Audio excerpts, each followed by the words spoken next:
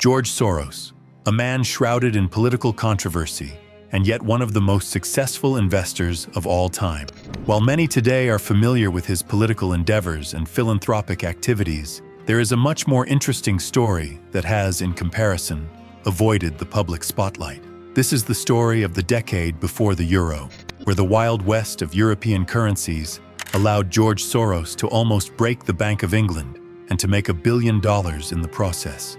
It is a tale of economic policy, political hubris, and one man's ability to recognize when a financial system was on the verge of collapse. By Karl Popper, who taught me that perfect knowledge is not attainable. The events of September 1992, which would become known as Black Wednesday, represented not just a massive payday for one hedge fund manager, but a fundamental lesson about the limits of government intervention in currency markets and the dangers of maintaining economic policies that are at odds with underlying economic realities. In the aftermath of the Second World War, the nations of Europe decided that the only way to prevent the same sort of destruction from ever happening again was by banding together and forming a closely integrated union. The idea was that if the European economies all depended on each other, they would be unlikely to start another war. The ultimate expression of this integration is, of course, the euro. But before the single currency was introduced in 1999, Europe had another system to manage its currencies. Back in 1979, the countries of the European community were not ready to give up their national currencies just yet. However, they did agree to link them all together at a fixed rate, effectively removing the exchange rate fluctuations you usually have to consider when doing business across borders. This new system, known as the Exchange Rate Mechanism, or ERM, sounded good on paper and did make things easier for a lot of people. But it also made the national banks of these countries very vulnerable. You see, people buy currencies every day in vast volumes to fund imports or exports, and these transactions have a significant effect on the actual exchange rate you can get from the market. So once a country became a part of the ERM, it had to constantly monitor the markets and intervene if their exchange rate started to deviate too much. If too many people were buying, the national bank would start to sell, and if everyone was selling, it would go in to buy. Without going into too much detail, the ERM was flawed because every country is unique. It has to constantly balance interest rates, inflation, and economic growth, which it cannot do if its currency is artificially chained to others. Margaret Thatcher, the Prime Minister of the UK at the time, understood this very well. This is why she opposed it, and why Britain was not a part of the ERM when it first began.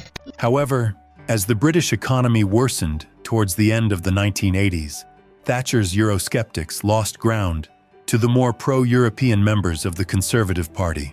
By October 1990, Thatcher's power had diminished so much that Britain joined the ERM despite her opposition, thanks to the political power of John Major, the Chancellor of the Exchequer at the time. Less than a month later, Thatcher had resigned. And Major was selected as Prime Minister, hailing the ERM as his victory. Major declared, "All my adult life I have seen British governments driven off their virtuous pursuit of low inflation by market problems or political problems. I was under no illusions when I took Britain into the exchange rate mechanism. I said at the time that membership was no soft option. The soft option, the devaluation option, the inflationary option, in my judgment, that would be a betrayal of our future at this moment. And I tell you categorically, that is not your government's policy."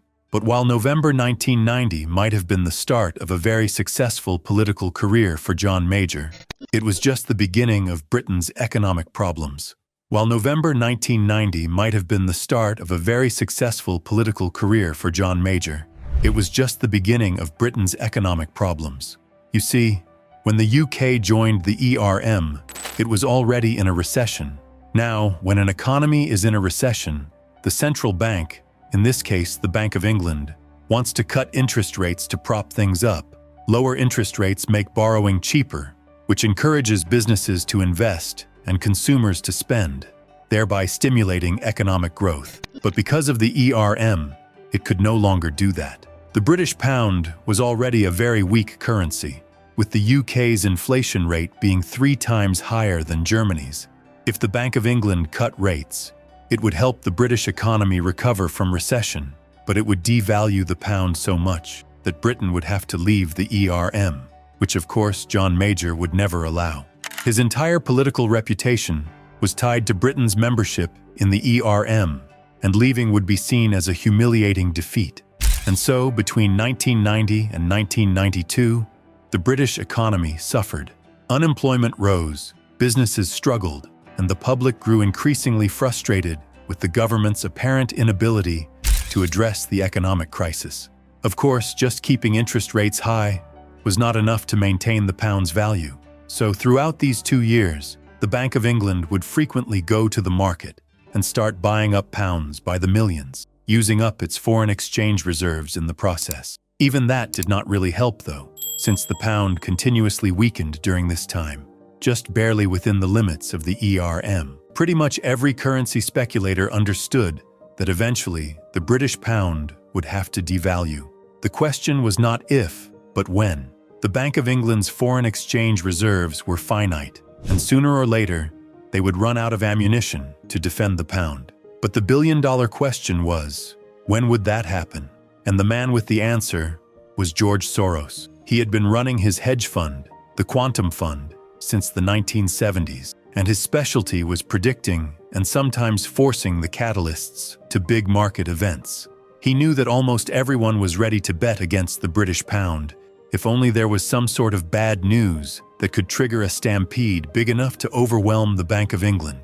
Starting in August 1992, Soros and his fund began building a position against the pound. Here is how he did it. He would go to a big bank or another hedge fund, and he would borrow pounds from them, with the promise of repaying them with some interest on top. Then, he would go to the foreign exchange market, and he would sell those borrowed pounds to buy German marks instead. The idea being that when the exchange rate drops, he would be able to buy back those pounds cheaper, earning the difference as profit. By the end of August, Soros had slowly built up a position equivalent to $1.5 billion against the pound. But the exchange rate had barely moved. He needed some sort of news to really start increasing his position. Luckily for him, on September 16th, the president of the Bundesbank held a seemingly innocent interview that Soros could nevertheless use. The Bundesbank president said that he does not rule out that some currencies might come under pressure, which in and of itself is a very vague and unconvincing statement. But Soros decided that it was good enough for him. That same night, while Europe was fast asleep, Soros called up any international bank or company, or really anyone that had British pounds, and he tried to borrow them with great success. By the time the British woke up, Soros had sold the equivalent of $10 billion worth of pounds on the open market. Unsurprisingly, the Bank of England was in complete chaos. After an emergency meeting with John Major, the Chancellor of the Exchequer, Norman Lamont, began a desperate fight. At 8:40 a.m. on September 17th, he authorized the purchase of £1 billion from the market, to no effect. By 9 a.m., he had purchased another £2 billion, at which point he dialed John Major again to request permission to increase the interest rate, which of course, because Britain was in a recession, would be devastating to the economy. Initially, John Major refused because he thought it would be political suicide. But as Soros and the global currency market continued selling pounds, by 11 a.m., Major conceded. Britain made a surprise announcement that it was increasing its interest rates by 2%, which is a very big increase. By the end of the day, Britain had purchased £27 billion and had increased its interest rate a second time to 15%. But just Soros alone had sold about half as many pounds. By that point, the entire world was following suit. At 7:30 p.m., the British government accepted defeat with a news conference. A unique day in London's financial markets ended with the Chancellor announcing that the pound was being suspended from the ERM and that the second of 2 dramatic interest rate rises during the day was, after all, cancelled. Today has been an extremely difficult and turbulent day. Massive speculative flows continued to disrupt the functioning of the exchange rate mechanism. As chairman of the Council of European Finance Ministers, I have called a meeting of the Monetary Committee in Brussels urgently tonight to consider how stability can be restored to the foreign exchange markets. In the meantime, the government has concluded that Britain's best interests are served by suspending our membership of the exchange rate mechanism. Over the next few days, as the foreign exchange markets were left to their own devices, the British pound fell by 15% against the German mark and by 25% against the US dollar. Soros and his fund pocketed a nice $1 billion from their trade, while the estimated cost to the British taxpayer was over £3 billion. Here is the funny thing, though. In the aftermath of Black Wednesday, as they called it, the Bank of England was once again free to control the British pound, which it did. Over the next few years, it steadily cut interest rates and actually restored the British economy to high levels of growth. By 1997, the British pound was actually more valuable than it had been during the ERM. The UK was on its way to 16 consecutive years of economic expansion, so much so that some people actually call that day White Wednesday. So in the end, Soros might have actually done the British a favor, even though he pocketed about $15 for every man, woman, and child in Great Britain. The forced exit from the ERM, while humiliating at the time, liberated the Bank of England to pursue monetary policies that were actually suited to the British economy, rather than being artificially constrained by the needs of other European nations. The event demonstrated the fundamental flaw in the exchange rate mechanism, that countries with different economic conditions cannot be indefinitely locked into fixed exchange rates without eventually facing a crisis. While the ERM was designed to bring European economies together, it ultimately created vulnerabilities that speculators like Soros could exploit. For Soros himself, Black Wednesday cemented his reputation as one of the most successful and controversial investors in history.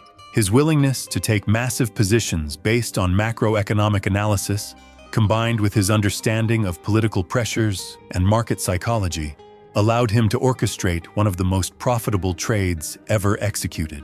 The billion-dollar profit from a single trade became legendary in financial circles and established Soros as a master of currency speculation. And in the end, history always leaves us with a lesson. Empires rise, fortunes are built, and markets expand, and then they fall. Not by chance, but by choices, patterns, and power. Understanding money is understanding history itself. Every currency, every crash, and every fortune tells a deeper story about human ambition and control. If this documentary helped you see the past through the lens of finance, like this video, it helps more curious minds find it. Share it with those who believe money shapes the world as much as kings and wars. And subscribe for more deep dive documentaries where history meets finance and the past explains the present. Because the next financial lesson is already written in history.